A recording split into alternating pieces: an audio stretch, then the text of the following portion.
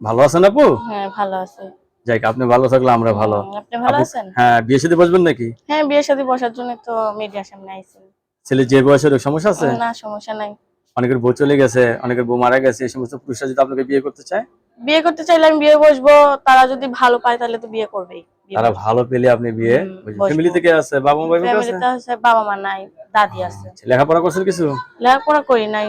লেখাপড়া এই মানে টাকা পয়সা টাকার নাই। অভাবে লেখাপড়া দাদি করতে পারেন লেখাপড়া নাই। করে তোমরা যতক্ষণে কাম করে খাওয়াই ততক্ষণে তো দাদি খায়। আচ্ছা, এখন যে বিয়ে বসতে চাচ্ছেন আপনার ফ্যামিলিগত কোনো সমস্যা নাই তো? না ফ্যামিলিতে কেউ তো নাই, ফ্যামিলিতে দাদি আছে আর আমি আছি। ফ্যামিলিতে কি বলবো, দাদি কি বলবো, দাদি বলে নিজে সংসার নিজে করছে। রাতে ঘুমান কয়টায়? রাতে ঘুমান কয়টায়? রাতে কাম থেকে আয়া ভাতটা খায়া ঘুমায় পড়ি। আর কেউ তো নাই কথা বলার, যে কথা বলবো রাত জায়গা কেউ নাই কথা বলার? না। দর্শক আপুর কথা শুনলেন, আপু কিন্তু সরস্বতী মানুষ, আপু বিয়ে বসতে চাচ্ছে, ছেলে যে বয়সের হোক আপুর কোনো সমস্যা নেই, ঠিক না? না। আচ্ছা, আপনাকে সবাই কথা ফোন দিবে, কারোর সাথে খারাপ ব্যবহার করবেন না, ঠিক আছে?